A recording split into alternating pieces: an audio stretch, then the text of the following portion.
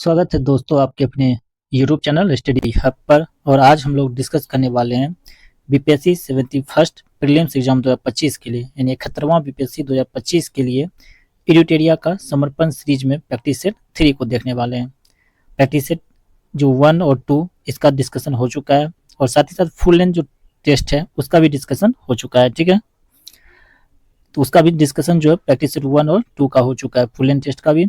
तो अगर आपने उस वीडियो को नहीं देखा तो आप इस वीडियो के नीचे डिस्क्रिप्शन में लिंक दिया गया है, उस लिंक के माध्यम से देख सकते हैं। साथ ही साथ इसका पीडीएफ जो है हमारे टेलीग्राम चैनल स्टडी पीडीएफ पर मिल जाएगा, जिसका लिंक भी आपको इस वीडियो के नीचे डिस्क्रिप्शन में दिया गया है। तो चलिए आज हम लोग बीपीएससी 71st बीपीएससी के लिए एडिटोरिया का समर्पण सीरीज में प्रैक्टिस सेट 3 को देखते हैं। और ये क्या है, तो ये जो है एंशिएंट हिस्ट्री का सेट है। क्या है? एंशिएंट हिस्ट्री का सेट है। तो आपसे निवेदन है इस वीडियो सीरीज को पूरा देखें, एक लाइक जरूर करें, चैनल पर नया है तो चैनल को सब्सक्राइब कर लें, बेल आइकन दबा लें ताकि सबसे पहले जो वीडियो का नोटिफिकेशन है वो आपको मिलता रहे। तो चलिए शुरुआत करते हैं और देखते हैं question number first. Question number first है माइक्रोलिथ। क्या कहना? माइक्रोलिथ जिससे लघु पाषाण उपकरणों का संबंध किस कालखंड से है? तो माइक्रोलिथ जो है उपकरण, इसका संबंध जो है मध्यपाषाण कालखंड से है, यानी ऑप्शन बी जो इसका राइट आंसर हो जाएगा, मध्यपाषाण काल। ठीक है। क्वेश्चन नंबर 2, निम्नलिखित कथनों पर विचार कीजिए। तो कथन फर्स्ट दिया हुआ है कि भारत में जो है मनुष्य संबंधी सबसे पहला प्रमाण सिंधु घाटी में मिला था। तो ये कथन गलत है। कहाँ मिला था? तो नर्मदा घाटी में। कहाँ मिला था? नर्मदा घाटी में मिला था। ठीक है। नेक्स्ट है कि आदि ऐतिहासिक काल का तात्पर्य उस कालखंड से है जब मनुष्य को लिखने पढ़ने का कोई ज्ञान नहीं था। तो ये भी कथन गलत है। इस कालखंड में क्या था? मनुष्य को लिखने पढ़ने का ज्ञान था। क्या था? लिखने पढ़ने का ज्ञान था, लेकिन उसे अभी जो उसने लिखा है उससे अभी तक पढ़ा नहीं जा सका है। तो पूछ रहा है उपयुक्त में से कौन सा जो कथन है सही है? तो ऑप्शन डी इसका राइट आंसर हो जाएगा, ना तो एक और ना ही दो, यानी दोनों कथन गलत है। चलिए नेक्स्ट क्वेश्चन देख लेते हैं। Question number 3। क्वेश्चन नंबर 3 है सूची 1 में सामग्री दिया हुआ है तथा सूची 2 में खोजकर्ता का नाम दिया हुआ है तथा दोनों को सम्मिलित कीजिए तथा सूचियों के नीचे दिए गए कोड की सहायता से सही उत्तर का चयन कीजिए। सूची 1 में दिया हुआ है भीमबेटका के शैल चित्र, तो ये बिल्कुल सही मिला हुआ है, डॉक्टर विष्णु श्रीधर वाकनर। दूसरा पुरापाषाण कालीन औजार, तो रॉबर्ट बुशफूट, बिल्कुल सही है। बिंद क्षेत्र में लघु पाषाण उपकरण, तो CL कार्लाइल, ये भी सही है। डी है कि भारत में पहली बार शैल चित्रों की खोज, तो आर्किवोल्ड कार्लाइल, ये भी सही है, यानी ऑप्शन जो इसका हो जाएगा राइट आंसर, इसका राइट आंसर हो जाएगा ऑप्शन नंबर ए। ठीक है। नेक्स्ट क्वेश्चन देखते हैं। Question number 4।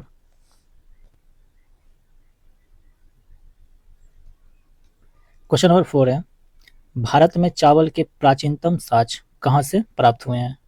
तो भारत में जो चावल का प्राचीनतम साक्ष्य जो है ये कोल्डिवा से प्राप्त हुआ था, यानी ऑप्शन बी जो इसका राइट आंसर हो जाएगा कोल्डिवा से। कब प्राप्त हुआ था?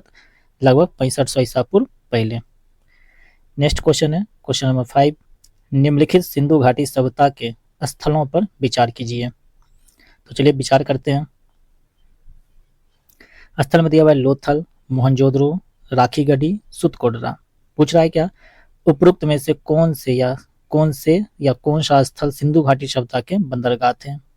तो सिंधु घाटी सभ्यता के बंदरगाह पहले तो लोथल था, ठीक, दूसरा सुतकोटरा, दोनों था, यानी ऑप्शन सी इसका राइट आंसर हो जाएगा, केवल 1 और 4। नेक्स्ट क्वेश्चन है क्वेश्चन नंबर 6। क्वेश्चन नंबर 6 है रिक्त स्थानों की पूर्ति विकल्प में दिए गए उचित शब्द के आधार पर कीजिए।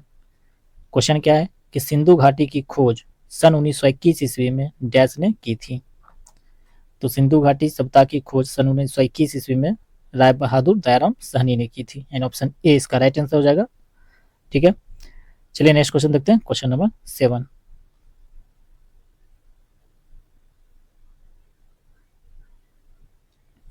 क्वेश्चन नंबर 7 है सिंधु घाटी सभ्यता का भारत में स्थित वह कौन सा स्थल है जिसे यूनेस्को ने विश्व विरासत स्थल की सूची में शामिल किया है? तो कौन सा स्थल है जिसे यूनेस्को ने विश्व विरासत स्थल की सूची में शामिल किया है? तो इसका राइट आंसर क्या हो जाएगा?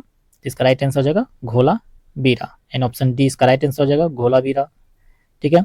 यह पहली साइट है जिसे यूनेस्को ने 2021 में, कब, तो 2021 में इसे विश्व विरासत स्थल की सूची में शामिल किया है। और ये स्थित कहाँ है, तो किस राज्य में, तो गुजरात में। Question number 8। क्वेश्चन नंबर 8 है, सूची 1 में सैंदव सभ्यता के स्थल है तथा सूची 2 में अवस्थिति है। दोनों को सम्मिलित कीजिए तथा सूचियों के नीचे दिए गए कूट की सहायता से सही उत्तर का चयन कीजिए। तो चलिए सूची दोनों को मिलाते हैं और देखते हैं सही आंसर क्या होने वाला है। लोथल, लोथल क्या है, तो लोथल जो है स्थित है गुजरात का अहमदाबाद जिला में, ठीक है, भगवा नामक नदी के किनारे। दूसरा है चनहुद्रो, चनहुद्रो जो है ये सिंध प्रांत पाकिस्तान का नवाब साहब जिला में। मोहनजोदड़ो ये कहाँ स्थित है, सिंध प्रांत का लड़काना जिला में। और कालीबंगा राजस्थान का हनुमानगढ़ जिला में, ठीक है। तो इसका राइट आंसर क्या हो जाएगा, 3, 1, 4 और 2। तो देखिए किसमें आंसर है, देखिए ऑप्शन नंबर बी में दिया हुआ है 3, 1, 4, 2। चलिए नेक्स्ट क्वेश्चन देखते हैं, क्वेश्चन नंबर 9।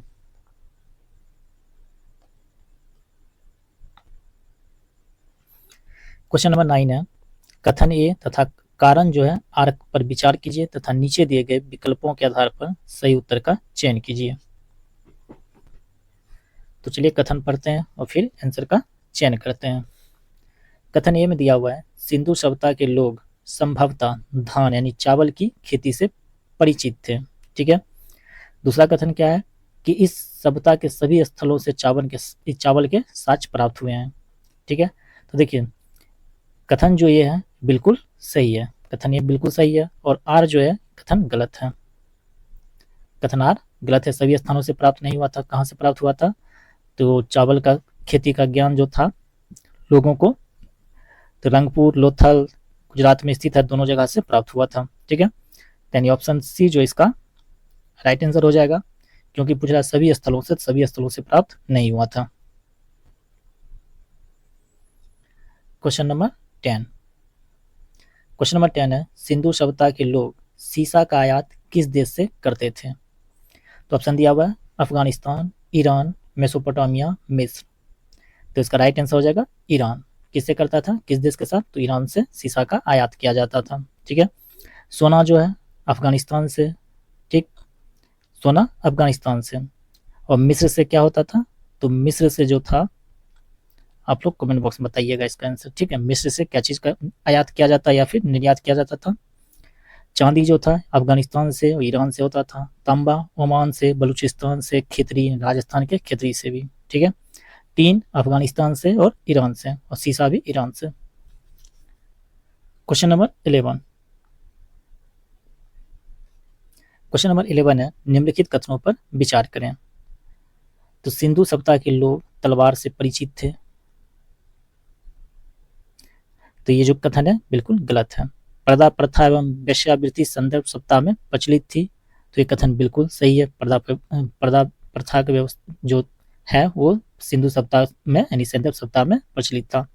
तीसरा कि हड़प्पा से नर्तकी की एक कांस्य मूर्ति मिली है, तो ये जो कथन है ये भी कथन गलत है। सिंधु सप्ताह के लोग घोड़े से परिचित थे, ये कथन सही है। यानी कथन 2 और 4, तो ऑप्शन किस में है, तो ऑप्शन सी में, 2 और 4 दोनों कथन क्या है, सही है। चलिए नेक्स्ट क्वेश्चन देखते हैं। देखिए घोड़े से परिचित थे क्योंकि सूर्यकोटरा से घोड़े का हड्डी मिला था। नेक्स्ट क्वेश्चन देखते हैं, क्वेश्चन नंबर 12। क्वेश्चन नंबर 12 है, भारत में सर्वप्रथम वैज्ञानिक आधार पर भारत की जनसंख्या का प्रजातीय विभेदीकरण करने वाले व्यक्ति कौन थे। तो इसका राइट आंसर हो जाएगा ऑप्शन सी, हर्बर्ट रिसले। कौन थे, तो हर्बर्ट रिसले, यानी ऑप्शन सी इसका राइट आंसर हो जाएगा। नेक्स्ट क्वेश्चन काफी इंपॉर्टेंट भी है। मोहनजोदड़ो से एक शिला पर 3 मुख वाले देवता जिसे पशुपतिनाथ कहा गया है की मूर्ति मिली है, जिसके चारों ओर कुछ जानवर विराजमान हैं। कहता निम्नलिखित में से कौन सा जानवर उसमें शामिल नहीं है। तो उसमें जो है शेर शामिल नहीं था, हाथी, गेंडा, बाघ, ठीक है, हाथी, गेंडा, बाघ, भाई साहब विराजमान था, शेर उसमें शामिल नहीं था, यानी ऑप्शन सी इसका राइट आंसर हो जाएगा, शेर। Question number 14। क्वेश्चन नंबर 14 है, हड़प्पा एवं मोहनजोदड़ो एक ही विस्तृत साम्राज्य की जुड़वां राजधानी थी, तो उपरोक्त कथन किस विद्वान का है। तो ये जो कथन है कि हड़प्पा और मोहनजोदड़ो एक ही साम्राज्य की जुड़वा राजधानी थी, तो ये कथन जो है वो है पिगट का, एंड ऑप्शन बी इसका राइट आंसर हो जाएगा पिगट। चलिए नेक्स्ट क्वेश्चन देखते हैं, क्वेश्चन नंबर 15। क्वेश्चन नंबर 15 काफी इंपॉर्टेंट भी है। आर्य शब्द क्या इंगित करता है? तो आर्य जो शब्द है ये इंगित करता है भाषा समूह को, एंड ऑप्शन डी इसका राइट आंसर हो जाएगा भाषा समूह। ठीक है, चलिए नेक्स्ट क्वेश्चन देख लेते हैं, क्वेश्चन नंबर 16। क्वेश्चन नंबर 16 में सूची 1 में ऋग्वेदिक देवता देवी है तथा सूची 2 में संबंध को सुमिलित कीजिए तथा सूचियों के नीचे दिए गए कोड की सहायता से सही उत्तर का चयन कीजिए। तो चलिए मिलाते हैं। पहले उषा, उषा जो है यह प्रगति एवं उत्थान के देवता, बिल्कुल सही है। अग्नि, अग्नि जो है किसका देवता है? तो अग्नि देवता है मनुष्य के बीच मध्यस्थ का, यानी ऑप्शन सी इसका राइट आंसर हो जाएगा। मरुत, मरुत जो है आंधी तूफान का देवता, और इंद्र युद्ध का नेता एवं वर्षा के देवता। इंद्र को पुरंदर भी कहा जाता था, यानी किला को तोड़ने वाला। तो इसका राइट आंसर हो जाएगा 1 3 2 4, 1 3 2 4। तो किस ऑप्शन में है? तो ऑप्शन बी में है, 1 3 2 4, यानी ऑप्शन बी इसका राइट आंसर हो जाएगा। Question number 17। क्वेश्चन नंबर 17 है, देखिए जब भी इस तरह का प्रश्न आए तो इसे ध्यान से पढ़ें, उसके बाद इसका आंसर लगाएं। कथन ए और कारण जो है आर पर विचार कीजिए तथा नीचे दिए गए विकल्प के आधार पर सही उत्तर का चयन कीजिए। तो चलिए देखते हैं। कथन ए दिया हुआ है कि ऋग्वैदिक काल में स्त्रियों की सामाजिक दशा बेहतर थी, तो ये कथन बिल्कुल सही है। दूसरा है क्या? कारण आर की स्त्रियां शिक्षा ग्रहण कर सकती थी तथा समाज में बाल विवाह एवं पर्दा प्रथा का प्रचलन नहीं था, तो ये भी कथन बिल्कुल सही है। तो इसका राइट आंसर क्या हो जाएगा? तो इसका right answer option number A हो जाएगा। ए और आर दोनों सही है तथा आर जो है एक ही सही व्याख्या है। ठीक है, चलिए नेक्स्ट क्वेश्चन देख लेते हैं।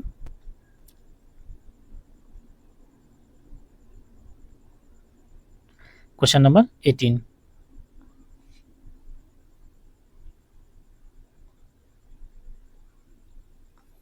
क्वेश्चन नंबर 18 जो है काफी इंपॉर्टेंट भी है कि सत्यमेव जयते शब्द किस ग्रंथ से उद्धृत किया गया है? तो सत्यमेव जयते जो है ये लिया गया मुंडकोपनिषद से, यानी ऑप्शन सी जो इसका राइट आंसर हो जाएगा मुंडकोपनिषद। ठीक है, नेक्स्ट क्वेश्चन है question number 19। Question number 19। Question number 19 है कि 10 राज युद्ध की चर्चा कहाँ मिलती है? तो 10 राज युद्ध जो है इस 7वें मंडल में मिलता है, ऋग्वेद के 7वें मंडल में। ऑप्शन सी इसका राइट आंसर हो जाएगा, ऋग्वेद के 7वां मंडल। और ये युद्ध हुआ कहाँ था? तो ये हुआ था रावी नदी के तट पे। रावी नदी को क्या कहा जाता था? तो परुष्णी नदी कहा जाता था, यानी रावी नदी के तट पे हुआ था, जिसमें राजा सुदास और 10 जनों के बीच लड़ा गया था युद्ध, जिसमें राजा सुदास क्या हुए थे? विजय हुए थे। नेक्स्ट क्वेश्चन देख लेते हैं, क्वेश्चन नंबर 20।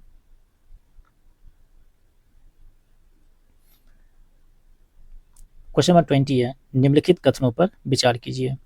कथन में दिया हुआ फर्स्ट में क्या ऋग्वेद में सरस्वती नदी का सर्वाधिक बार उल्लेख हुआ है?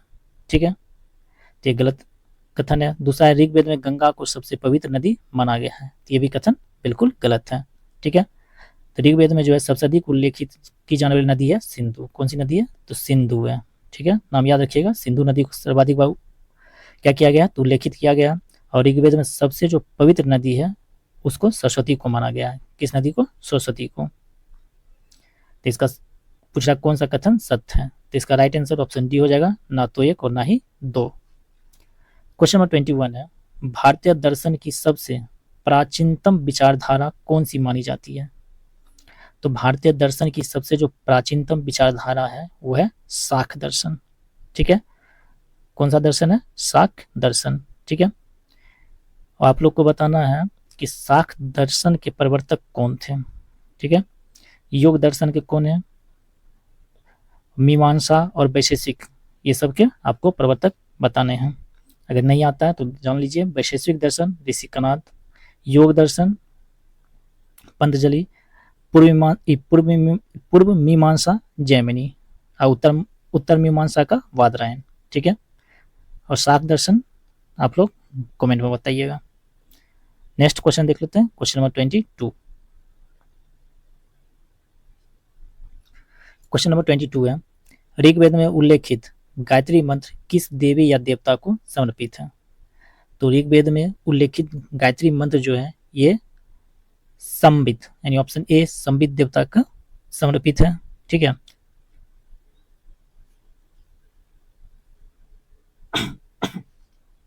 मंत्र ऋग्वेद के तीसरे मंडल में इसका वर्णन किया गया है। ठीक है, और एक अगर संबित ना हो तो वहां पर सावित्री देवता को भी वर्णित है। ठीक है, चलिए नेक्स्ट क्वेश्चन देख लेते हैं। क्वेश्चन नंबर 23, यह दार्शनिक विचारधारा ब्रह्मांड की भौतिकता में विश्वास करती है। इसके द्वारा परमाणु सिद्धांत का भी विकास हुआ है। उपरोक्त प्रसंग के संदर्भित दर्शन कौन सा है? तो ये दर्शन है वैशेषिक दर्शन ऋषि कनाद का। किसका है? तो वैशेषिक दर्शन ऋषि कनाद का। ठीक है, जिन्हें उलोक भी कहा जाता था। चलिए नेक्स्ट क्वेश्चन देख लेते हैं। क्वेश्चन नंबर 24,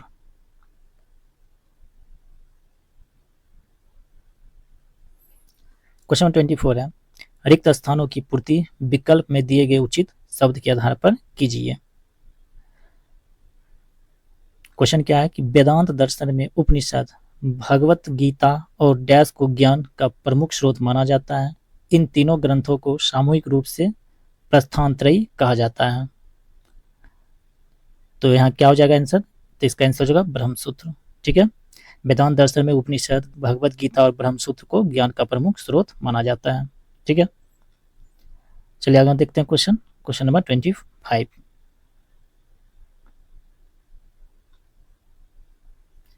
क्वेश्चन नंबर 25 है, ईसा पूर्व 6ठी शताब्दी में चेदी महाजनपद किसकी राजधानी शक्तिमती थी? क्या पूछ रहा है? जिसकी राजधानी शक्तिमती थी की पहचान वर्तमान समय में किस क्षेत्र से की जा सकती है? तो किस क्षेत्र से की जा सकती है शक्तिमती चेदी महाजनपद की राजधानी शक्तिमती की? जिसका राइट आंसर हो जाएगा बुंदेलखंड उत्तर प्रदेश। क्या हो जाएगा? बुंदेलखंड उत्तर प्रदेश। ठीक है, नेक्स्ट क्वेश्चन देख लेते हैं। क्वेश्चन नंबर 26 है, सूची 1 में महाजनपद तथा सूची 2 में राजधानी को सुमिलित कीजिए तथा सूचियों के नीचे दिए गए कोड की सहायता से सही उत्तर का चयन कीजिए।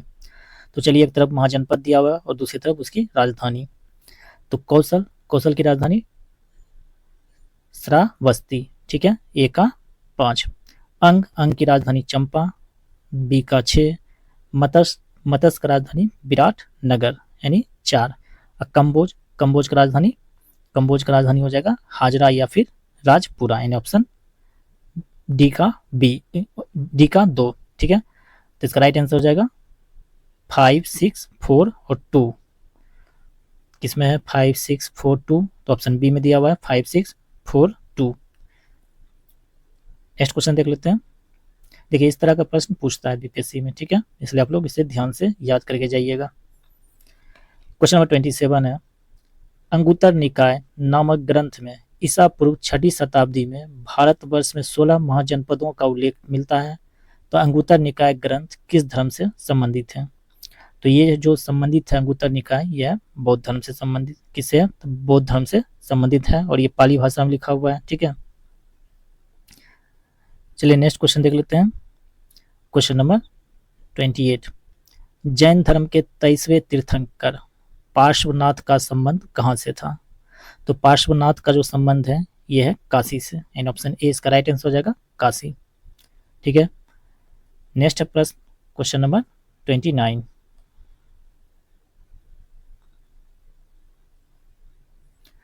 क्वेश्चन नंबर 29 है, द्वितीय जैन संगीति का आयोजन कब और कहाँ किया गया था? तो देखिए, द्वितीय जो जैन संगीति है इसका आयोजन हुआ था 512 ईस्वी में वल्लभी गुजरात में। कब हुआ था? 512 वल्लभी गुजरात में। ठीक है, यानी ऑप्शन बी इसका राइट आंसर हो जाएगा। पहला जैन संगीति 300 ईसा पूर्व में हुआ था। स्थूलभद्र ने क्या किया था? अध्यक्षता की थी। और ये हुआ था कहाँ? तो पाटलिपुत्र में। ये हुआ था फर्स्ट। ठीक है, दूसरा 512 ईस्वी में वल्लभी गुजरात में। ठीक है, द्वितीय जैन संगीति हुआ था। चलिए नेक्स्ट क्वेश्चन देखते हैं। Question number 30।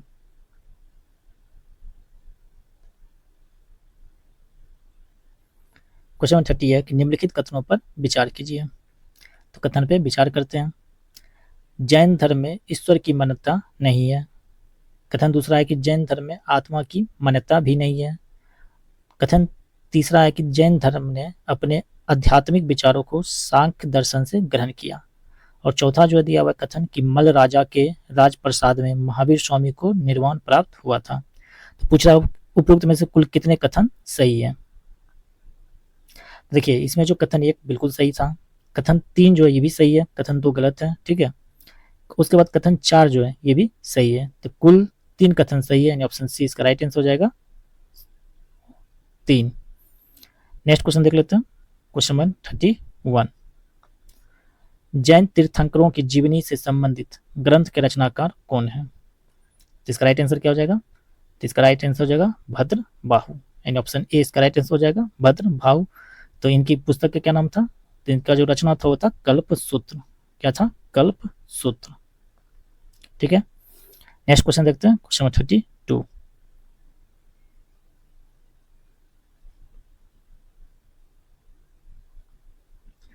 क्वेश्चन नंबर 32 है, जैन धर्म से संबंधित शीतन वासल की गुफाएं किस राज्य में स्थित हैं। कौन सी गुफा, शीतन वासल की, कौन सी गुफा, शीतन वासल की गुफा कहाँ स्थित है, तो ये तमिलनाडु में स्थित है, एंड ऑप्शन डी इसका राइट आंसर हो जाएगा तमिलनाडु। क्वेश्चन नंबर 33 है, रिक्त स्थानों की पूर्ति विकल्प में दिए गए उचित शब्द के आधार पर कीजिए। क्वेश्चन क्या है कि महावीर स्वामी ने अपने शिष्यों को डैश गंधर्वों में विभाजित किया था। तो कितने गंधर्वों में विभाजित किया गया था, तो कुल 11, यानी ऑप्शन सी इसका राइट आंसर हो जाएगा 11 गंधर्वों में विभाजित किया गया था। नेक्स्ट है क्वेश्चन नंबर 34।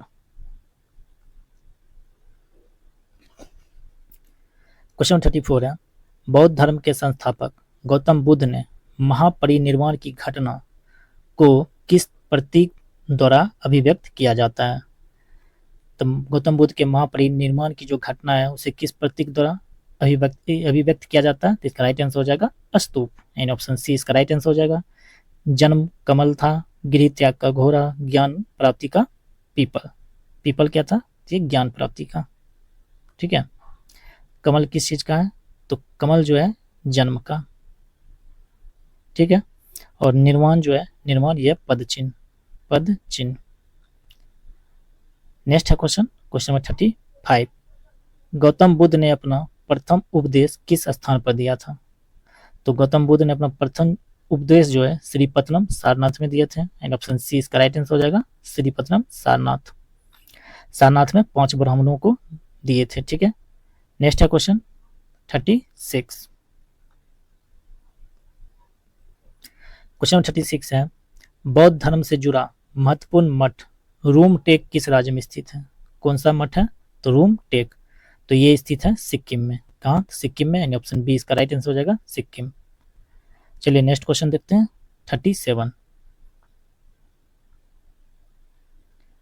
क्वेश्चन नंबर 37 है, सूची 1 में बौद्ध मठ है तथा सूची 2 में अवस्थिति है को सम्मिलित कीजिए तथा सूचियों के नीचे दिए गए कूट की सहायता से सही उत्तर का चयन कीजिए। तो सूची 1 में दिया हुआ है बोधि मंडा मठ।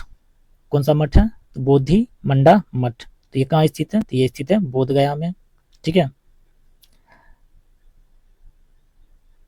तो बोधि मंडा मठ जो है कहाँ स्थित है, बोध गया में, यानी बिहार में। दूसरा है तवांग मठ, तो ये अरुणाचल प्रदेश में, बिल्कुल सही है। नामग्याल मठ, तो ये कहाँ है, हिमाचल प्रदेश में। और थिकसे मठ लद्दाख में, बिल्कुल सही है। तो इसका right answer option number A हो जाएगा, 1, 2 और 3, 4।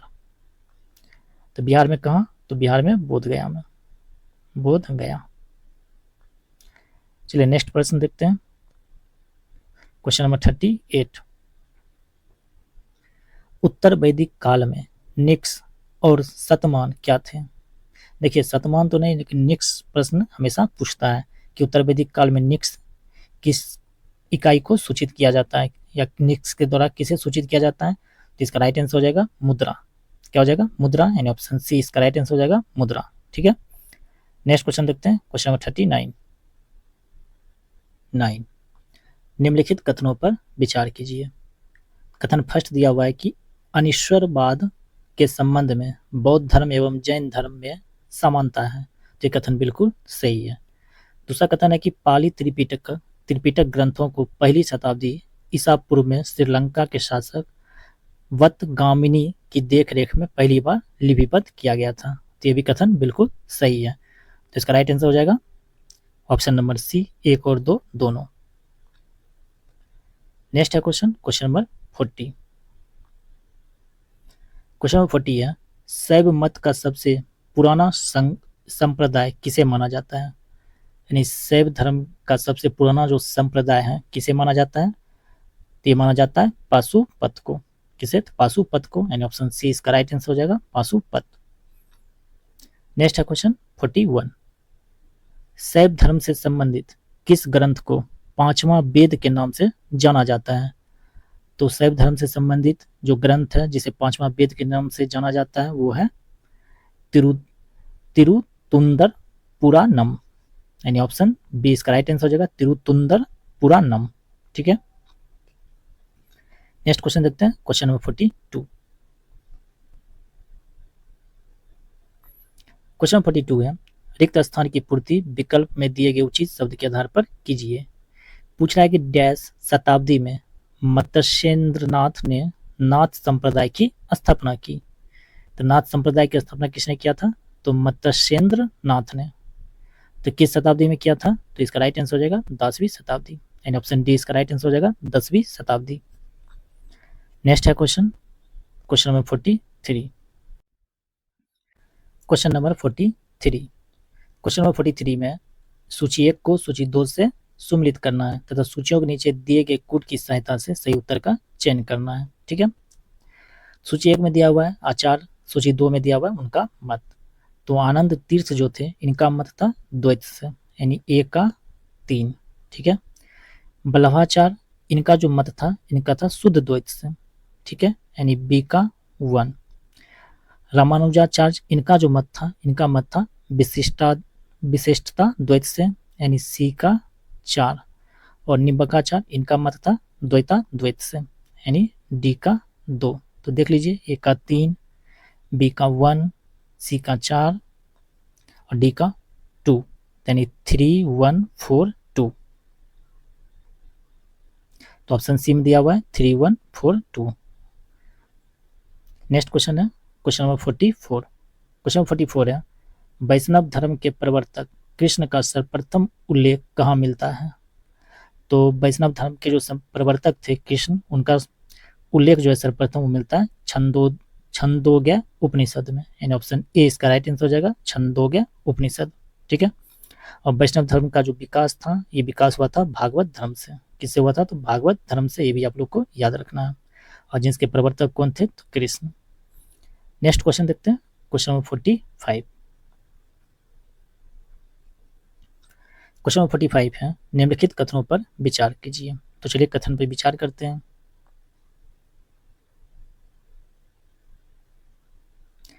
रुद्र संप्रदाय शुद्धाद्वैत मत का पालन करता है, जिसके आचार कौन थे? तो बल्लभाचार्य थे। ठीक है, तो ये जो कथन है बिल्कुल सही है। दूसरा है क्या? अंकोरवाट का मंदिर म्यांमार में स्थित है। तो अंकोरवाट का मंदिर जो है म्यांमार में नहीं बल्कि कंबोडिया में। कहाँ है? तो कंबोडिया में। एस्थेटिक जी के हैं, कहाँ स्थित है? कंबोडिया में। ठीक है, तो कथन 2 जो है गलत है। राम भक्त संप्रदाय के संस्थापक रामदास थे। क्या पूछ रहा है? राम भक्त संप्रदाय के संस्थापक रामदास थे, ये भी कथन बिल्कुल गलत है। ब्रह्मसूत्र नामक पुस्तक रामानुज द्वारा लिखा गया, जिनका संबंध श्री वैष्णव संप्रदाय से था। तो ये जो कथन है ये भी सही है, कथन सही है, यानी कथन 1 और 4 दोनों सही है। पूछ रहा है कुल कितने कथन सही है? तो कुल 2 कथन सही है, यानी ऑप्शन बी इसका राइट आंसर हो जाएगा, 2 कथन। नेक्स्ट क्वेश्चन देख लेते हैं, क्वेश्चन नंबर 46। क्वेश्चन 46 है, निम्नलिखित कथनों पर विचार कीजिए। कथन दिया हुआ है सिकंदर प्लेटो का शिष्य था। तो ये कथन गलत है। सिकंदर किसका शिष्य था? अरस्तु का। सिकंदर जो था अरस्तु का शिष्य था, ना कि प्लेटो का। दूसरा है सिकंदर तथा पंजाब के शासक पोरस के बीच युद्ध चिनाब नदी के तट पर लड़ा गया, जिसे हाइड्रोस्पीसीज का युद्ध कहा जाता है। तो सिकंदर तथा पंजाब के शासक पोरस के साथ जो युद्ध हुआ था वो हुआ था झेलम नदी, चिनाब नदी पे नहीं, कहाँ हुआ था? तो झेलम में, झेलम नदी पे हुआ था। ठीक है, किस नदी पे? तो झेलम नदी पे। तो पूछ रहा है क्या ऊपरी में से कौन से कथन सही है? तो इसका राइट आंसर को हो जाएगा ऑप्शन नंबर डी, ना तो एक ना ही दो, दोनों कथन क्या था, गलत था। कभी कभी ये भी क्वेश्चन पूछ जाता है कि प्रसिद्ध हाइड्रो स्पीसीज का युद्ध किसके बीच हुआ था, सिकंदर तथा पोरस के बीच। कभी कभी ये भी पूछ जाता है हाइड्रो स्पीसीज का युद्ध जो है किस नदी के तट पे हुआ था, तो अब याद रखना है झेलम। चलिए नेक्स्ट क्वेश्चन देख लेते हैं 47। क्वेश्चन नंबर 47 है, सिकंदर की सेना ने किस नदी को पार करने से इनकार कर दिया था, जिसके कारण सिकंदर को अपने भारत अभियान को बीच में छोड़कर ही वापस लौटना पड़ा था। तो इसका राइट आंसर हो जाएगा ब्यास नदी, यानी ऑप्शन ए ब्यास नदी। ठीक है, नेक्स्ट क्वेश्चन देख लेते हैं क्वेश्चन 48, काफी इंपॉर्टेंट क्वेश्चन भी था। नेक्स्ट क्वेश्चन 48, अशोक के निम्नलिखित प्रमुख शिलालेखों में से किस में धम्म नीति की व्याख्या का उल्लेख है। तो किस शिलालेख में है, तो यह प्रमुख शिलालेख 11, यानी ऑप्शन सी इसका राइट आंसर हो जाएगा। शिलालेख 1 में क्या है, तो पशु बलि पर प्रतिबंध है। शिलालेख क्या है, तो 7, तो इसमें क्या है, और शिलालेख 13, इसमें क्या है, तो 13 में कलिंग युद्ध का वर्णन है। ठीक है, क्या चीज का, कलिंग युद्ध का। नेक्स्ट क्वेश्चन देख लेते हैं क्वेश्चन 49, काफी इंपॉर्टेंट क्वेश्चन भी है कि संस्कृत नाटक मुद्रा राक्षस के लेखक कौन थे। तो मुद्रा राक्षस के लेखक कौन है, तो इसका राइट आंसर हो जाएगा विशाख दत्त, यानी ऑप्शन बी इसका राइट आंसर हो जाएगा विशाख दत्त। ठीक है, कालिदास, तो कालिदास ने मेघदूत, कुमार संभा, मालवागिमित्रम, अभिज्ञान शकुंतलम की रचना की है।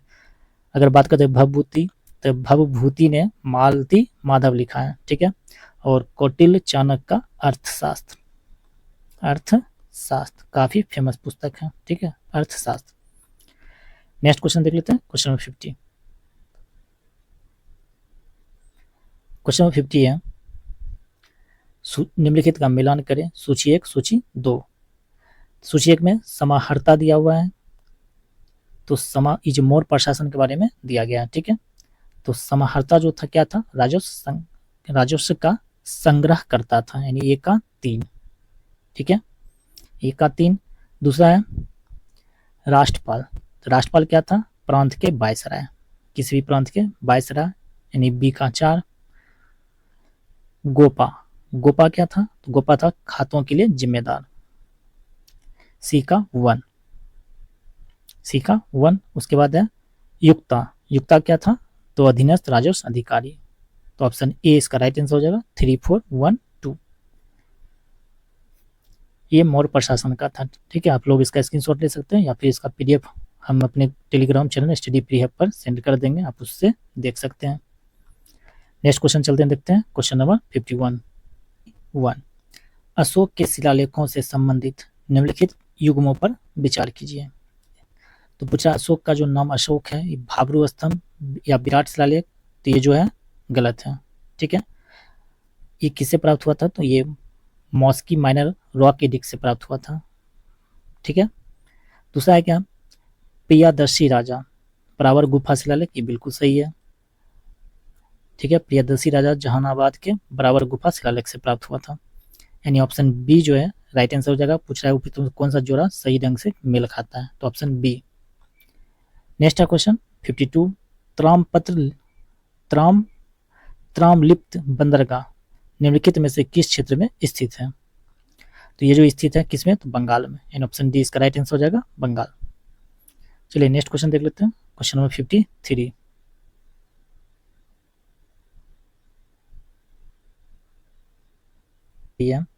अजातशत्रु निम्नलिखित में से किस राजवंश से संबंधित थे। तो अजातशत्रु था हर्यक वंश से संबंधित।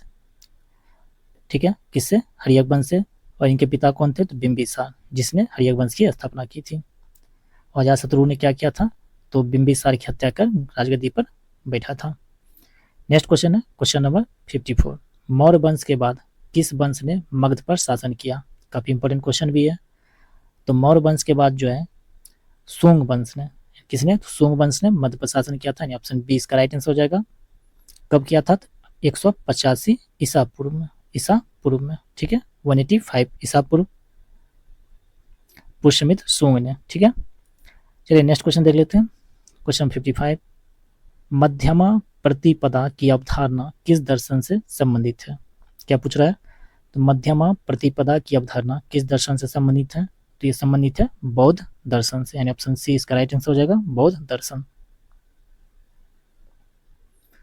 क्वेश्चन 56 है, बौद्ध परिषद के बारे में निम्नलिखित कथनों पर विचार करें।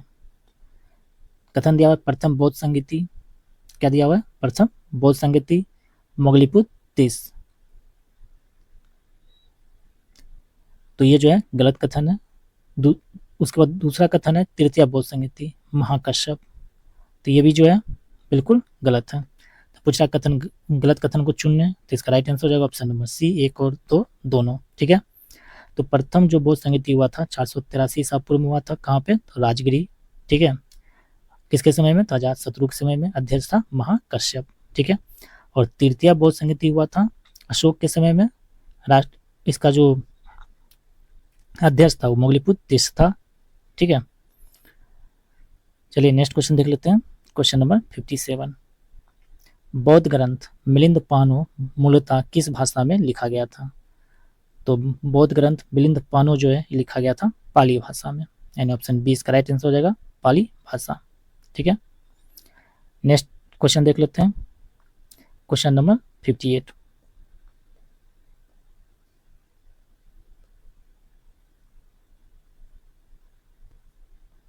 क्वेश्चन 58 है, निम्नलिखित में से किस ग्रंथ में पुष्यमित्र, सूंग और बौद्ध भिक्षुकों के बीच संघर्ष का उल्लेख है? किसके बीच? तो पुष्यमित्र, सूंग और बौद्ध भिक्षुओं के बीच, जो भी जितना भी बौद्ध भिक्षुक था उनके बीच का। तो किस ग्रंथ में है? तो इसका राइट आंसर हो जाएगा दिव्यावादान, यानी ऑप्शन सी, ऑप्शन सी दिव्यावादान। ठीक है, एक संस्कृत बौद्ध ग्रंथ है। नेक्स्ट क्वेश्चन देखते हैं। क्वेश्चन 59, कण्व वंश का संस्थापक कौन था? तो इसका राइट आंसर हो जाएगा वासुदेव कण्व। कण्व वंश का संस्थापक वासुदेव कण्व। ठीक है, इसने क्या किया था? सूंग वंश के शासक देवभूति की हत्या कर कण्व वंश की स्थापना की थी। नेक्स्ट है क्वेश्चन, क्वेश्चन नंबर 60, रुद्रदामन प्रथम ने जूनागढ़ शिलालेख में निम्नलिखित में से किस मौर्य राजा का उल्लेख है? तो रुद्रदामन के प्रथम जूनागढ़ शिलालेख में जो उल्लेख किया गया है, तो क्या गया है? चंद्रगुप्त मौर्य का, यानी ऑप्शन सी इसका राइट आंसर हो जाएगा, चंद्रगुप्त मौर्य। ठीक है, नेक्स्ट क्वेश्चन देखते हैं। और देखिए रुद्रदामन का प्रथम अभिलेख है जूनागढ़ अभिलेख, संस्कृत भाषा का लिखा पहला अभिलेख भी है और सबसे पुराना अभिलेख भी है। नेक्स्ट क्वेश्चन है 61, किस शासक के शासन काल में सेंट थॉमस ईसाई धर्म का प्रचार करने भारत आए थे? तो किस शासक के शासन काल में आया था? तो ये था पार्थियन, इन ऑप्शन बी इसका राइट आंसर हो जाएगा, पार्थियन।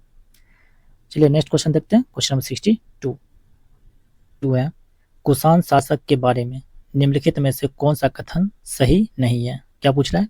सही नहीं है। देखिए कुषाण वंश का स्थापना किसने किया था? कुषाण वंश का स्थापना कुजुल कड़फिक्सिस ने किया था। किसने किया था? कुजुल कड़फिक्सिस ने। ठीक है, और इसकी जो पहला कथन दिया हुआ है कि कुषाणों ने बड़ी संख्या में सोने के सिक्के जारी किए, बिल्कुल सही कथन दिया हुआ है। कथन बी है, कनिष्क कुषाण वंश का एक प्रमुख शासक था, बिल्कुल शक्तिशाली शासक भी था। और कनिष्क के समय में क्या हुआ था? 78 एडी में शक संवत की शुरुआत हुई थी। कब? 78 एडी में। और इससे शालिवाहन संबंध भी कहा जाता है। 22 मार्च 1957 को राष्ट्रीय संबंध के रूप में से स्वीकार किया गया भारत सरकार द्वारा। तीसरा कथन है, कुषाणों ने बौद्ध धर्म को बढ़ावा दिया और चौथी बौद्ध परिषद का आयोजन किया था, बिल्कुल सही है। चौथी बौद्ध संगीति का आयोजन कहाँ हुआ था? कुंडलवन कश्मीर में। और इसी में हीनयान और महायान दो गुटों में बौद्ध धर्म विभाजित हो गया था। कथन डी जो दिया हुआ है उसमें दिया हुआ कुषाणों की राजधानी पाटलिपुत्र थी, ये कथन बिल्कुल गलत है। कुषाणों की राजधानी जो है कहाँ है? तो कुषाणों की राजधानी पेशावर या पेशावर और एक मथुरा, पेशावर और मथुरा। ठीक है, यहाँ पर थी। यानी ऑप्शन डी पूछ रहा है कौन सा कथन सही नहीं है, तो ऑप्शन डी सही नहीं है, तो ऑप्शन डी इसका राइट आंसर हो जाएगा, ऑप्शन डी। नेक्स्ट है क्वेश्चन, क्वेश्चन नंबर 63, कला विद्यालयों और शासक राजवंशों से संबंधित निम्नलिखित युग्मों पर विचार करें। तो चलिए विचार करते हैं। अमरावती कला विद्यालय शक कुषाण वंश से संबंधित है। तो अमरावती कला विद्यालय जो है इस सातवाहनों के अधीन फला फूला था। ठीक है, शक और कुषाण के से संबंधित नहीं है। दूसरा है कथन मथुरा कला विद्यालय सातवाहन वंश से संबंधित है, तो मथुरा कला विद्यालय जो है शक और कुषाणों के अधीन फला फूला। ठीक है, तो इसका राइट आंसर हो जाएगा। पूछ रहा है कौन सत्य कथन चुने, तो ना ही एक और ना ही दो, यानी ऑप्शन डी इसका राइट आंसर हो जाएगा। एक और दो दोनों गलत कथन दिया हुआ है। तो मथुरा कला किसके समय में, तो शक और कुषाण वंश के समय में। अमरावती किसके समय में, तो सातवाहन के समय में। ठीक है, और गंधार कला, तो गंधार कला भी शक और कुषाण के अधीन फला फूला था। नेक्स्ट क्वेश्चन देखते हैं 64। क्वेश्चन 64 है, निम्नलिखित में से कौन सा चीनी यात्री हर्षवर्धन के शासनकाल में या हर्षवर्धन के शासनकाल के दौरान भारत आया था? कौन सा चीनी यात्री आया था? तो आया था हेनसुआंग। किसने, कौन आया था? हेनसुआंग, यानी ऑप्शन सी इसका राइट आंसर हो जाएगा, हेनसुआंग। ठीक है, और इसकी प्रसिद्ध पुस्तक भी थी हेनसुआंग की। आप लोग कमेंट बॉक्स में अगर याद हो तो कमेंट बॉक्स में जरूर बताइएगा। ठीक है, मेगास्थनीज की पुस्तक का नाम इंडिका। क्या था? इंडिका।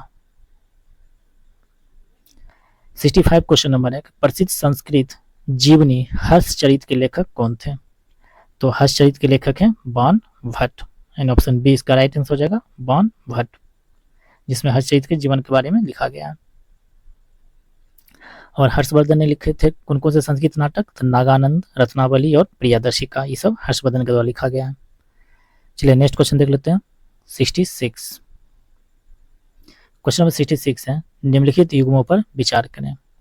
मौर्यकालीन प्रशासनिक इकाई एक तरफ दिया हुआ है, एक तरफ प्रमुख दिया हुआ है। ठीक है, तो चलिए विचार करते हैं। क्वेश्चन फर्स्ट में दिया हुआ है चक्र। चक्र जो है राष्ट्रपाल या कुमार, बिल्कुल सही है। ग्राम, ग्राम का प्रमुख जो होता था क्या होता था? उसको ग्रामिका कहा जाता था, बिल्कुल सही है। संग्रह, संग्रह गोपा और आहार प्रादेशिका, इसका राइट आंसर हो जाएगा कौन सा? पूछा कितने युग्म सही सुमिलित हैं? दो युग्म जो है सही सुमिलित हैं, यानी एक और दो, तो ऑप्शन बी इसका राइट आंसर हो जाएगा, केवल दो।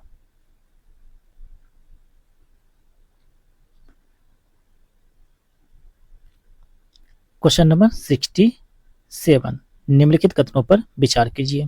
तो चलिए कथन पर विचार करते हैं। कथन एक में दिया हुआ है, मगध क्षेत्र लौह भंडारों में सबसे समृद्ध था। कृषि को बढ़ावा देने और विशाल सेना को भोजन उपलब्ध कराने के लिए घने जंगलों को साफ करने हेतु लोहे के औजारों का इस्तेमाल हथियारों के रूप में किया जाता था। ये कथन बिल्कुल सही है। दूसरा कथन है कि लौह युग में अपनी भौगोलिक स्थिति के कारण मगध सबसे शक्तिशाली राज्य के रूप में उभरा। ये भी कथन बिल्कुल सही है। पूछा निम्नलिखित में से कौन सा कथन सही है? तो कथन एक और कथन दो दोनों सही है, तथा कथन दो जो है कथन एक की व्याख्या करता है, यानी ऑप्शन ए जो इसका राइट आंसर हो जाएगा। तो देखिए इस तरह का प्रश्न हमेशा, क्वेश्चन इस तरह का जो प्रश्न हमेशा आपको देखने को मिलेगा, इसलिए इसको ध्यान से पढ़िए और आंसर लगाइए। चलिए नेक्स्ट क्वेश्चन देखते हैं। Question number 68।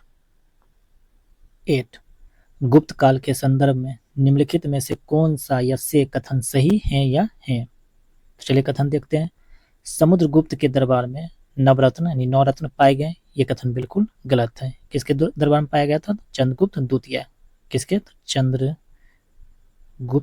द्वितीय के दरबार में। ठीक है, सती प्रथा का पहला उदाहरण गुप्त काल में 510 ईस्वी में भानुगुप्त के एरन अभिलेख में मिलता है। तो ये कथन बिल्कुल सही है। गुप्त काल में कृषि योग भूमि को क्षेत्र भूमि कहा जाता था। तो ये जो कथन है ये भी सही है। तो कथन 2 और 3 सही है, तो इसका राइट आंसर हो जाएगा ऑप्शन नंबर सी, कथन 2 और 3। देखिए इसमें जो पूछ रहा है भानुगुप्त का एरन अभिलेख सती प्रथा का पहला उदाहरण है, बिल्कुल सही है। भानुगुप्त के एरन अभिलेख में सती प्रथा का पहली बार वर्णन किया गया था। नेक्स्ट क्वेश्चन देखते हैं। Question number 69।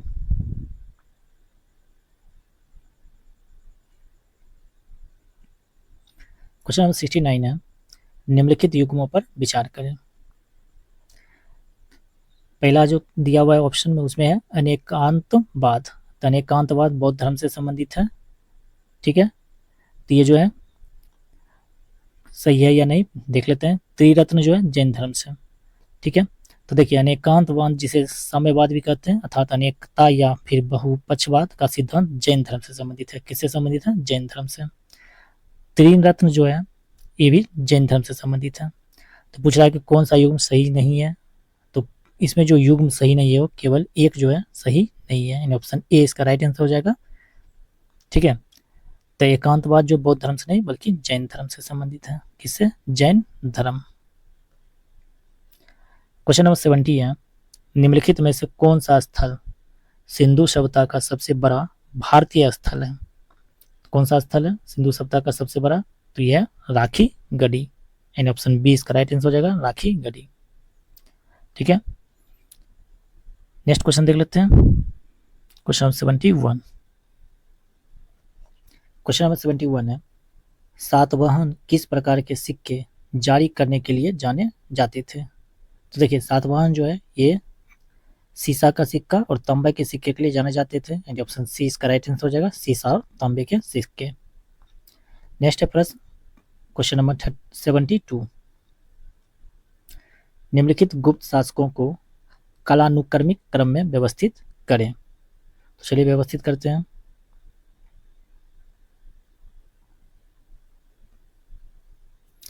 चंद्रगुप्त द्वितीय दिया हुआ है, कुमार गुप्ता, समुद्रगुप्त और रामगुप्त। तो कालानुक्रम अगर व्यवस्थित करते हैं तो सबसे पहले समुद्रगुप्त, ठीक है, उसके बाद रामगुप्त, ठीक, कुमार, उसके बाद चंद्रगुप्त द्वितीय, उसके बाद कुमारगुप्त। तो इसका राइट आंसर होगा 3412, 3412, यानी ऑप्शन डी 3412। नेक्स्ट क्वेश्चन है 73। निम्नलिखित प्रकार के सिक्के किसने जारी किए? गजरोही प्रकार, खड़कदारी प्रकार, खंग निहंता प्रकार और कार्तिकेय प्रकार। एक है अप्रतिघ मुद्रा प्रकार। तो ये सब सिक्का जो है किसने जारी किया था? तो ये सब सिक्का जो जारी किया गया था कुमारगुप्त के द्वारा, प्रथम के द्वारा। किसके द्वारा? कुमारगुप्त प्रथम के द्वारा। ऑप्शन बी इसका राइट आंसर हो जाएगा, कुमारगुप्त प्रथम। किसका पुत्र था? तो चंद्रगुप्त द्वितीय का पुत्र था। नेक्स्ट है क्वेश्चन 74। पहाड़पुर शिलालेख किस गुप्त शासक का है? तो पहाड़पुर शिलालेख जो है ये है बुद्धगुप्त का, यानी ऑप्शन बी इसका राइट आंसर हो जाएगा, बुद्धगुप्त। नेक्स्ट क्वेश्चन है 75। क्वेश्चन 75 है, गुप्त शासन के दौरान विनय स्थिति स्थापक एक महत्वपूर्ण अधिकारी था, तो उनका मुख्य कार्य क्या था? तो उनका मुख्य कार्य जो था धार्मिक मामलों का मुख्य अधिकारी, यानी ऑप्शन सी इसका राइट आंसर हो जाएगा, धार्मिक मामलों का मुख्य अधिकारी। Question number 76। गुप्त काल के दौरान प्रयुक्त शब्द भुक्ति का अर्थ है, तो भुक्ति का जो अर्थ है वो है प्रशासनिक इकाई, यानी ऑप्शन सी इसका राइट आंसर हो जाएगा, प्रशासनिक इकाई। ठीक है,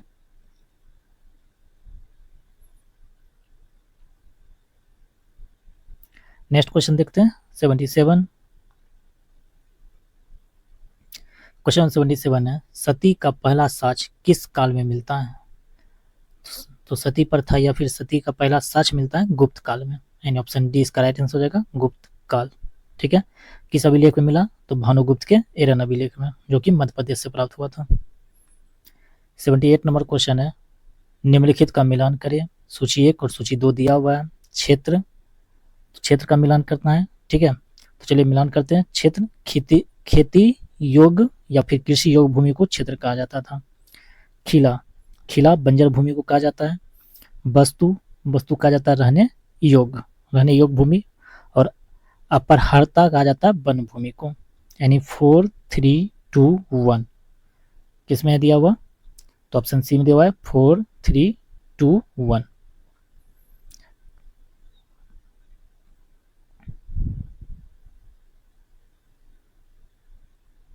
नेक्स्ट क्वेश्चन है 79। क्वेश्चन 79 है, निम्नलिखित का मिलान करें। सूची 1 में स्तूप दिया हुआ है, सूची 2 में स्थान।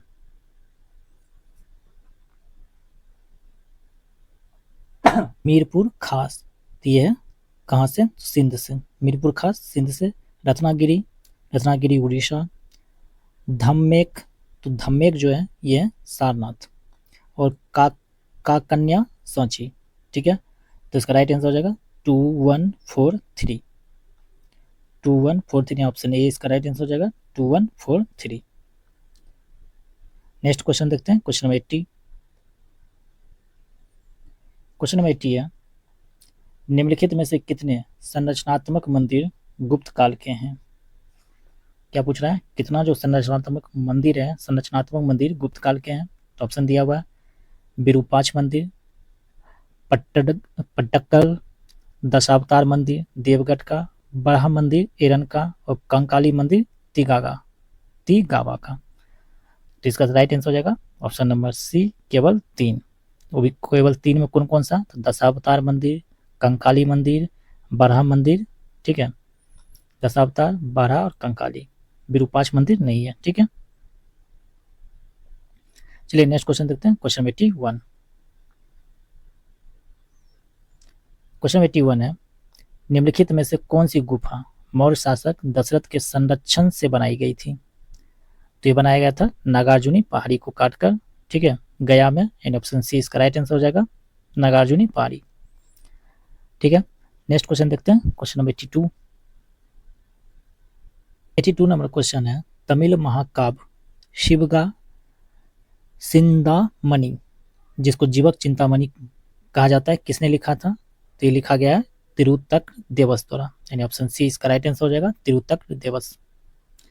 क्वेश्चन 83, नेंदुजेलियम किस राज्य का प्रसिद्ध शासक था? तो नेंदुजेलियम जो था ये था पांड का, किसका था? पांड का, यानी ऑप्शन सी इसका राइट आंसर हो जाएगा।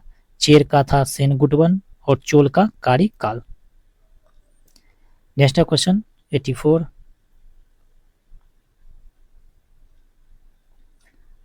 पल्लव शासक पुलकेशिन द्वितीय को हराने के बाद बतापी कोंडा यानी बतापी का विजेता की उपाधि किसने धारण की थी? काफी इंपॉर्टेंट क्वेश्चन भी है कि बतापी कोंडा की उपाधि किसने धारण की थी? तो इसका राइट आंसर हो जाएगा option number D, Narasimha Varman ने। किसने? तो नरसिंह वर्मन ने, यानी ऑप्शन डी इसका राइट आंसर हो जाएगा, नरसिंह वर्मन मलाला। क्वेश्चन नंबर 85 है, जयदेव डैश वंश के दरबारी कवि थे?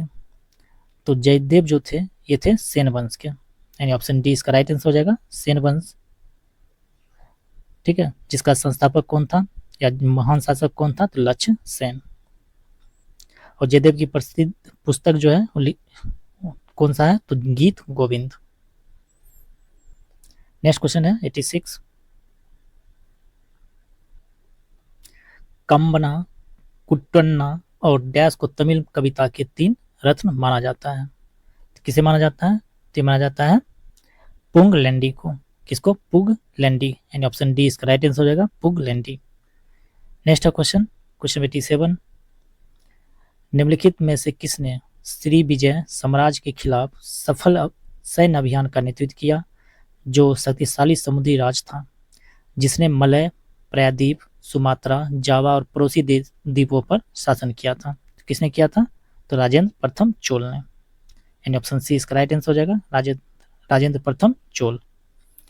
चलिए नेक्स्ट क्वेश्चन देख लेते हैं, क्वेश्चन नंबर 88। क्वेश्चन नंबर 88 है, निम्नलिखित साम्राज्यों को कालानुक्रमिक क्रम में व्यवस्थित करें जिन्होंने दक्कन और आसपास के क्षेत्रों पर शासन किया। ठीक है, तो देखिए सबसे पहले जो सातवाहन, सातवाहन के बाद बकाटक, उसके बाद चालुक्य, फिर राष्ट्रकूट, यानी फिर सी के बाद बी, उसके बाद डी और उसके बाद ए, यानी एक, चलिए देख लेते हैं इसका आंसर हो जाएगा सी बी डी ए, यानी ऑप्शन ए में दिया हुआ है।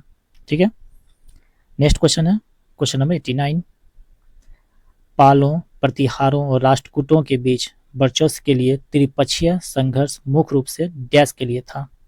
तो त्रिपक्षीय जो संघर्ष था ये किसके लिए था? ये था कन्नौज शहर पर कब्जा करने की इच्छा, यानी ऑप्शन सी इसका राइट आंसर हो जाएगा, कन्नौज शहर पर कब्जा करने की इच्छा। क्वेश्चन नंबर 90,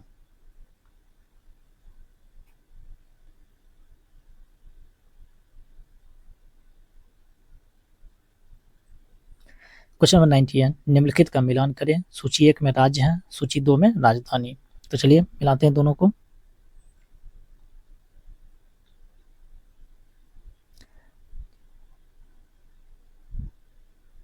सूची 1 में दिया हुआ चोल, तो इसका राजधानी कहाँ था? तो चोल का जो राजधानी था वो था तंजौर, बिल्कुल सही है। चालुक का राजधानी बतापी, बिल्कुल सही है। पल्लवों का जो राजधानी था वो था कांची। और चेरा का राजधानी था बंजी। तो इसका राइट आंसर हो जाएगा A B C D. Option number D में दिया हुआ ABCD। नेक्स्ट क्वेश्चन है 91।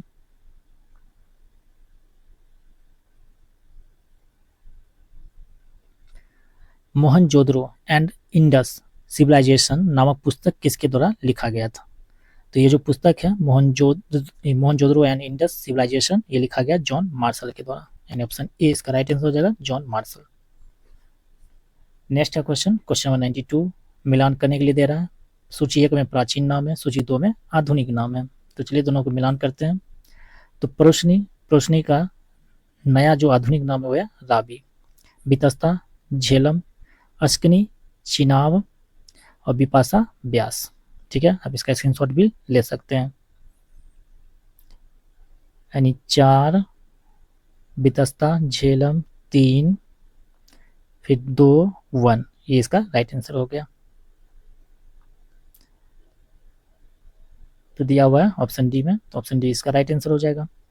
नेक्स्ट क्वेश्चन है क्वेश्चन नंबर 93। गलत मिलान का चयन करें। तो चलिए देखते हैं कौन कौन सा गलत मिलान दिया हुआ है। शाक दर्शन कपिल मुनि, बिल्कुल सही है। न्याय दर्शन गौतम, बिल्कुल सही है। पूर्व मीमांसा ये दिया है गलत। पूर्व मीमांसा क्या होता है? जैमिनी, ठीक है। और योग दर्शन पतंजलि, ये बिल्कुल सही दिया हुआ है। तो ऑप्शन सी जो है राइट आंसर हो जाएगा, गलत मिलान है। नेक्स्ट क्वेश्चन है question number 94।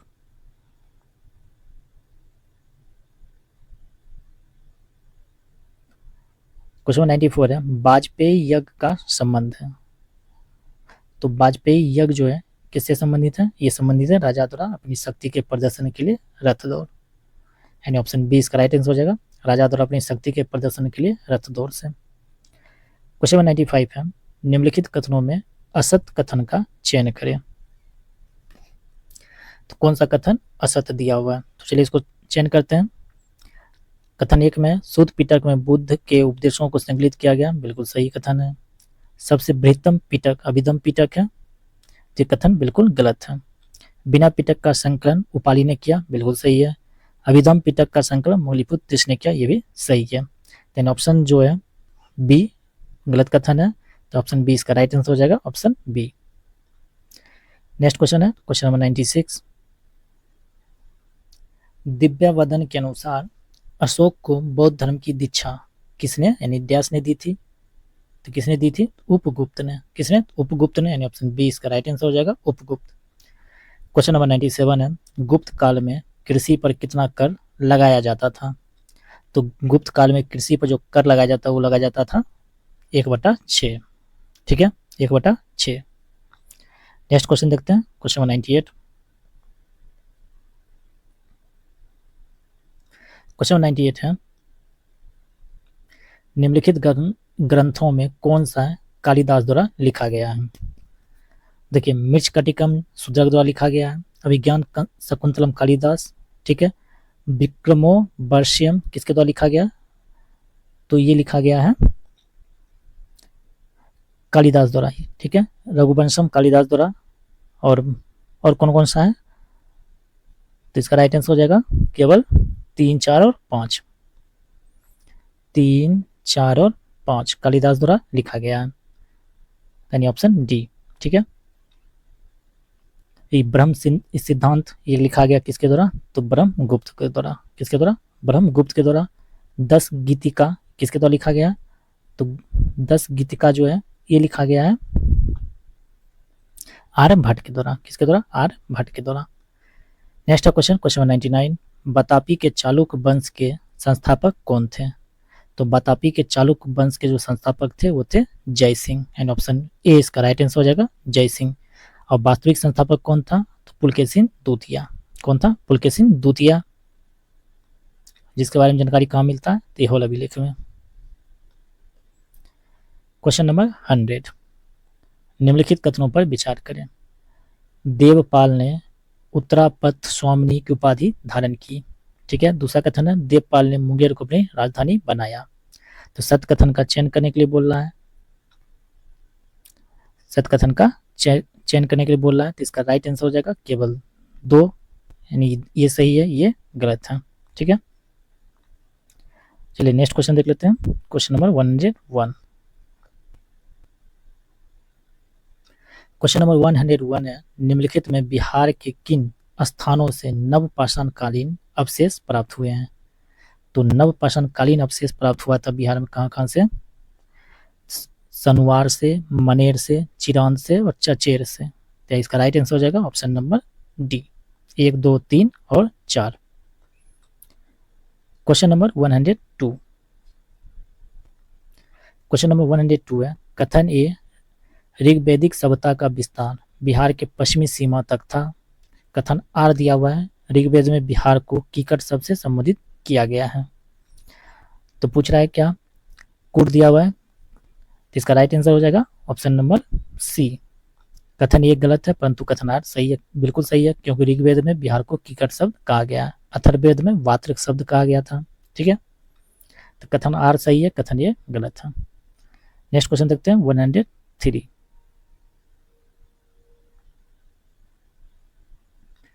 Question number 103, Magadh एवं अंग महाजनपद का वर्णन सर्वप्रथम डैश में मिलता है। तो मगध और अंग दोनों का जो वर्णन है ये मिलता है अथर्ववेद में। किसमें? अथर्ववेद में, यानी ऑप्शन सी इसका राइट आंसर हो जाएगा। चलिए नेक्स्ट क्वेश्चन देख लेते हैं। क्वेश्चन नंबर 104, 16 महाजनपदों में कितने महाजनपदों का विस्तार बिहार के क्षेत्र में था? तो 16 महाजनपदों में 3 महाजनपद का विस्तार जो बिहार के क्षेत्र में था, एक था बज्जी जो कि वैशाली मुजफ्फरपुर के क्षेत्र में आता है, मगध पटना गया नालंदा का क्षेत्र, और अंग भागलपुर और मुंगेर का क्षेत्र, यानी ऑप्शन बी जो इसका राइट आंसर हो जाएगा 3। नेक्स्ट है क्वेश्चन 105, मौर्यकालीन प्रशासन में कंटक शोधन क्या था? तो मौर्यकालीन प्रशासन में कंटक शोधन जो था ये था फौजदारी न्यायालय, यानी ऑप्शन सी इसका राइट आंसर हो जाएगा फौजदारी न्यायालय। 6, निम्नलिखित कथनों पर विचार करें। कथन दिया हुआ है, मेगास्थनीज के अनुसार मौर्यकालीन समाज 7 वर्गों में विभाजित था। तो ये जो कथन है बिल्कुल सही है। कथन 2 दिया हुआ है, मेगास्थनीज के अनुसार मौर्य काल में दास प्रथा यानी दास व्यवस्था प्रचलित थी। ये कथन गलत है। किसके अनुसार? कौटिल्य के अनुसार कि मौर्य काल में दास प्रथा यानी दास व्यवस्था प्रचलित थी। तो इसका सही आंसर हो जाएगा ऑप्शन नंबर बी। पूछा असत कथन, तो ऑप्शन नंबर बी केवल 2। नेक्स्ट है क्वेश्चन 107, बौद्ध धर्म के ब्रजयान शाखा का विकास किस सदी में हुआ? क्या है क्वेश्चन कि बौद्ध धर्म के ब्रजयान शाखा का जो विकास है किस सदी में हुआ था? यह हुआ था 8वीं सदी में, यानी ऑप्शन डी इसका राइट आंसर हो जाएगा 8वीं सदी। नेक्स्ट है क्वेश्चन 108, सूची 1 में प्राचीन बिहार इतिहास के विभिन्न राजा या वंश एवं सूची 2 में दिया हुआ है उनकी राजधानी। तो चलिए मिलाते हैं। बिंबिसार, गिरिवज या राजगिरी बिल्कुल सही है। शिशुनाग का क्या था? वैशाली, ये गलत है। शिशुनाग का गलत है, पाटलिपुत्र ने, बल्कि वैशाली। कुषाण का कहाँ था? कुषाण का जो था पुरुषपुर या मथुरा, बिल्कुल सही है। गुप्त वंश का, तो गुप्त वंश का कहाँ था? तो गुप्त वंश का पाटलिपुत्र, ये भी सही है। तो पूछ रहा था कि गलत मिलान कौन है? तो ऑप्शन बी। ऑप्शन बी क्या है? गलत मिलान है। ठीक है, नेक्स्ट है क्वेश्चन 109। क्वेश्चन नंबर 109, प्रजा परमिता साहित्य के मुख्य लेखक कौन थे? तो प्रजा परमिता साहित्य के जो मुख्य लेखक थे वो थे नागार्जुन, यानी ऑप्शन ए इसका राइट आंसर हो जाएगा नागार्जुन। नेक्स्ट है क्वेश्चन 110, अशोक के शासन के महत्वपूर्ण वर्ष के संबंध में निम्नलिखित में क्या असत्य है? कौन सा असत्य है? देखिए, 9वें वर्ष में कलिंग युद्ध हुआ था, बिल्कुल सही था।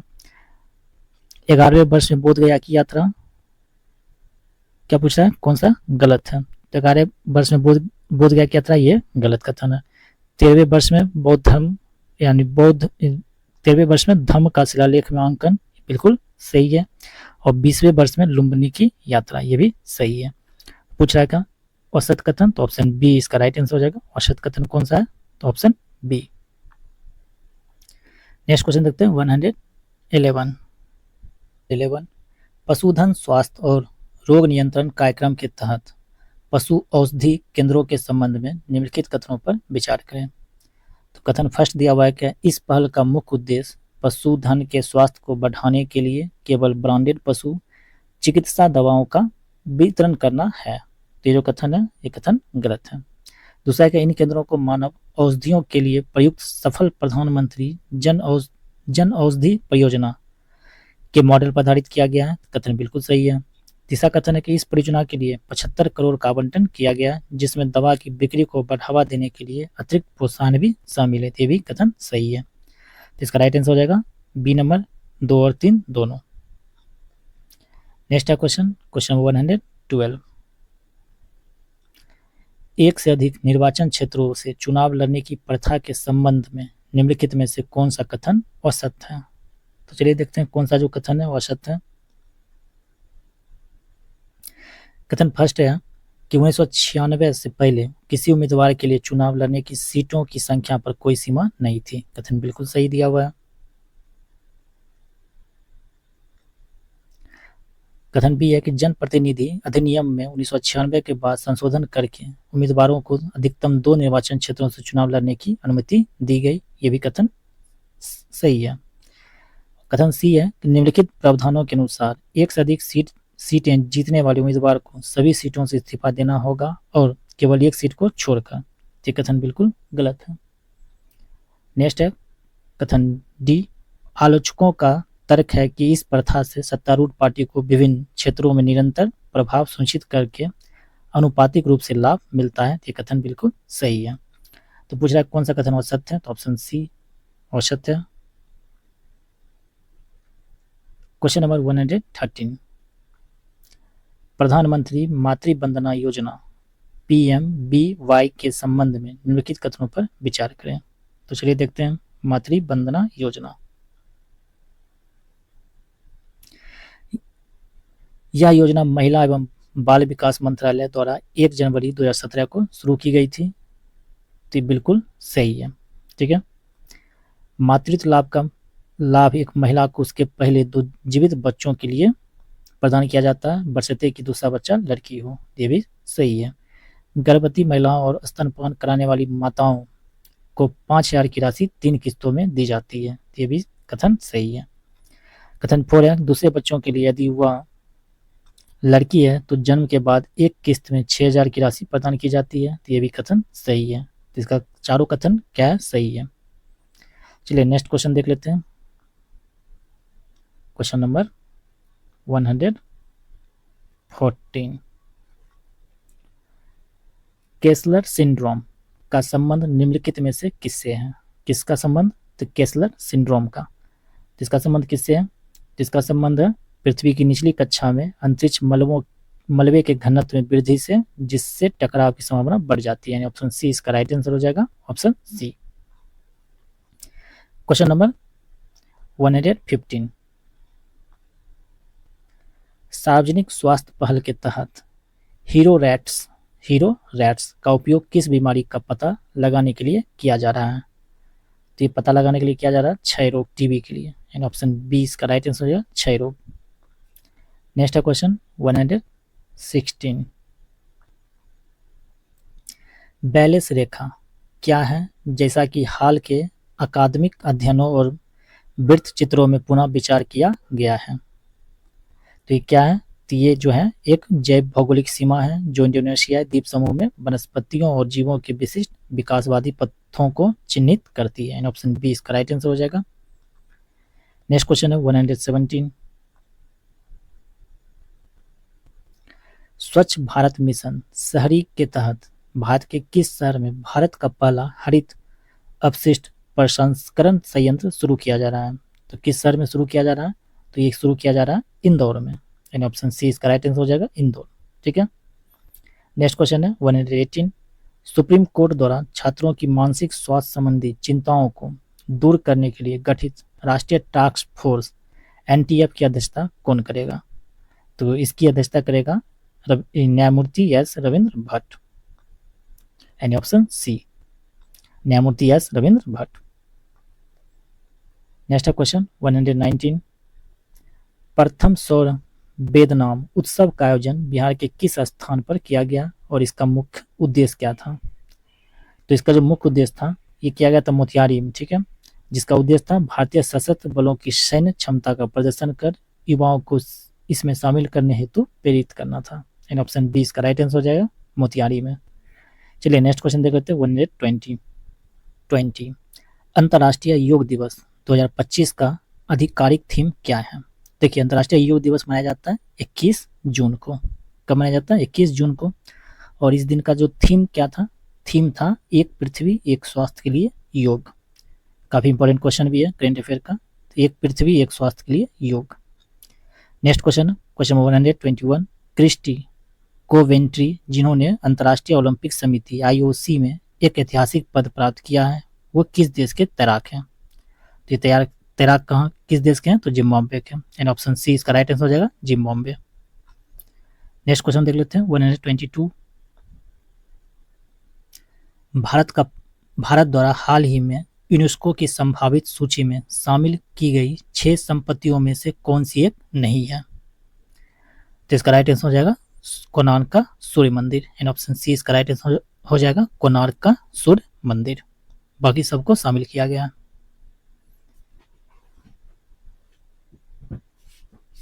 123, पहला भारतीय फिल्म महोत्सव किस स्थान पर आयोजित किया गया था?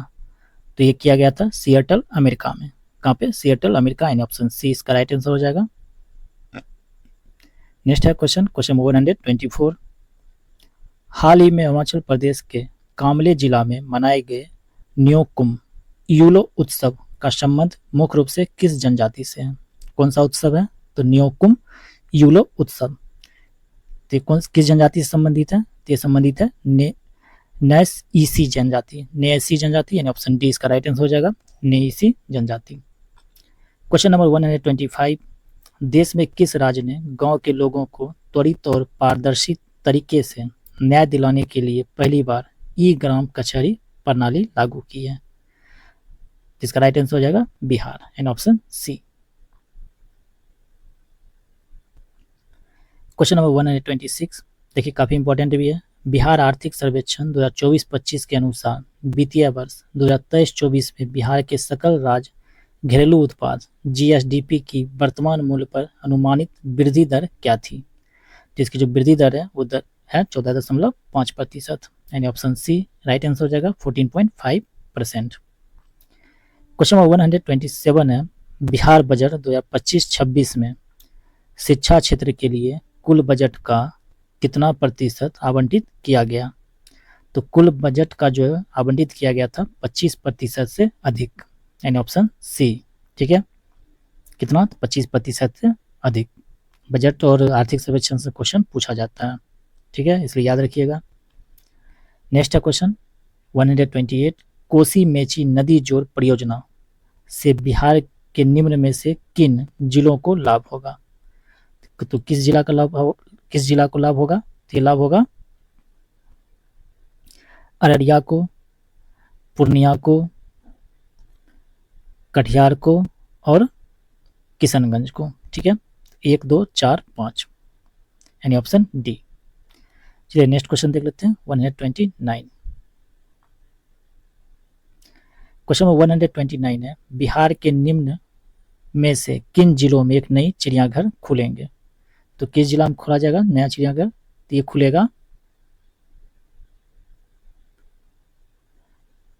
सासाराम में, ठीक, जमुई में और गयाजी में। यानी 1, 2, 4, ऑप्शन बी। नेक्स्ट क्वेश्चन 130 है, बिहार राज्य के किन 2 स्थानों पर विशेष आर्थिक क्षेत्र सेज स्थापित किए जाने की घोषणा की गई है? तो किस स्थानों पर किया जाएगा? तो ये किया जाएगा पश्चिमी चंपारण और बक्सर। यानी ऑप्शन बी इसका राइट आंसर हो जाएगा, पश्चिमी चंपारण और बक्सर। नेक्स्ट है प्रश्न 131, भारतीय नौसेना ने हाल ही में किस जहाज को महाराष्ट्र पर्यटन विकास निगम को सौंपा है ताकि उसे भारत के पहले अंडर वाटर म्यूजियम और कृत्रिम चट्टान में परिवर्तित किया जा सके? तो यह है INS गुलदार, यानी ऑप्शन सी INS गुलदार। 132 काफी इंपॉर्टेंट भी है। खेलो इंडिया पैरा गेम्स 2025 का आयोजन किस शहर में किया जाएगा? तो खेलो इंडिया पैरा गेम्स 2025 का जो आयोजन है ये किया जाएगा नई दिल्ली में, एंड ऑप्शन सी इसका राइट आंसर हो जाएगा नई दिल्ली। नेक्स्ट क्वेश्चन देख लेते हैं, क्वेश्चन नंबर 133।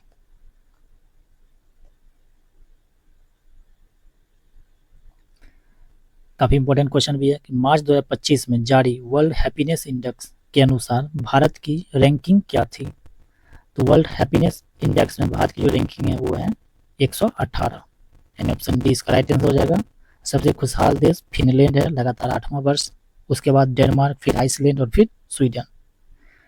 चलिए नेक्स्ट क्वेश्चन देखते हैं, 134। विश्व क्षय रोग यानी टीबी दिवस 2025 की थीम क्या है? तो ये कब मनाया जाता है? तो 24 मार्च को। और इसका थीम क्या है? तो इसका थीम है हाँ हम टीबी को खत्म कर सकते हैं, प्रतिबद्ध, निवेश और उद्धार, यानी ऑप्शन बी। ठीक है, नेक्स्ट प्रश्न है प्रश्न नंबर 135।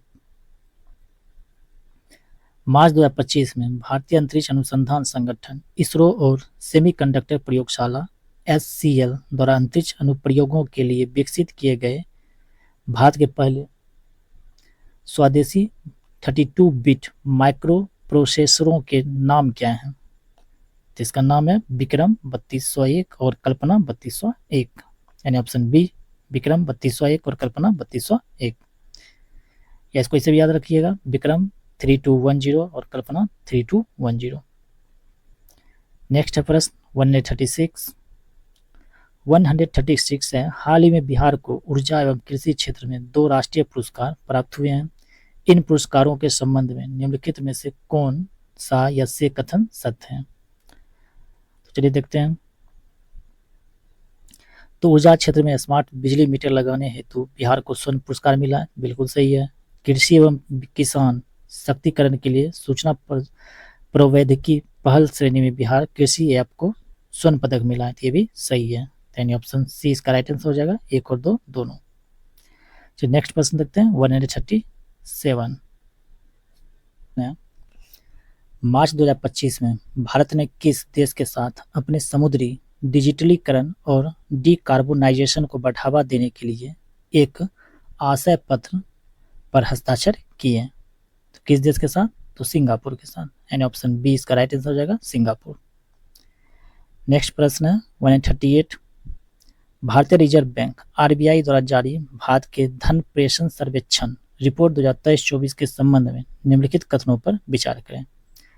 तो कथन फर्स्ट दिया हुआ है कि 2023-24 में भारत को सबसे अधिक रेमिटेंस संयुक्त राज्य अमेरिका से प्राप्त हुआ है, बिल्कुल सही कथन है। कथन दूसरा दिया हुआ है 2023-24 में भारत के राज्यों में सबसे अधिक रेमिटेंस गुजरात राज्य को प्राप्त हुआ। तो ये जो कथन है ये बिल्कुल गलत है। ठीक है, तो कौन सा कथन सही है? तो केवल एक। नेक्स्ट प्रश्न है 139।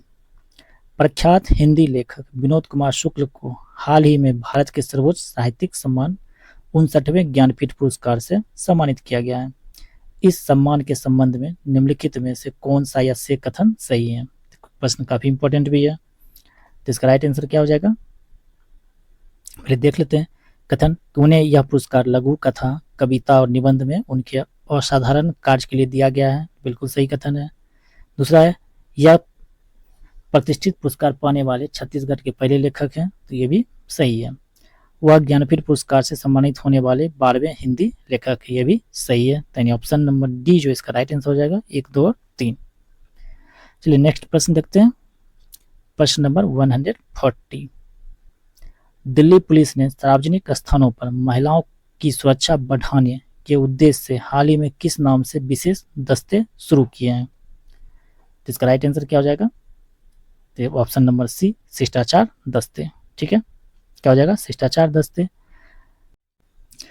क्वेश्चन नंबर 141 से लेकर 150 तक, यानी 150 तक मैथ का प्रश्न है। तो इसका PDF आपको हमारे Telegram channel study free hub पर मिल जाएगा, तो आप वहाँ से इसका सोल्यूशन देख सकते हैं। ठीक है, चलिए आज का वीडियो यहीं पर समाप्त होता है। मिलते हैं नेक्स्ट प्रैक्टिस सेट 4 के साथ। तब तक आपसे निवेदन है, वीडियो को ज़्यादा से ज़्यादा लाइक करें, शेयर करें, प्रश्नों के बीच में पूछे गए प्रश्नों का उत्तर कमेंट बॉक्स में देने की कोशिश जरूर करें। और इसी वीडियो के नीचे आपको टेलीग्राम का लिंक, साथ ही साथ एडुटेरिया प्रैक्टिस सेट का भी लिंक आपको मिल जाएगा, तो आप उससे जाके वीडियो देख सकते हैं। चलते हैं, मिलते हैं नेक्स्ट प्रैक्टिस सेट में। तब तक आप लोग पढ़ते रहिए। जय हिंद, जय भारत।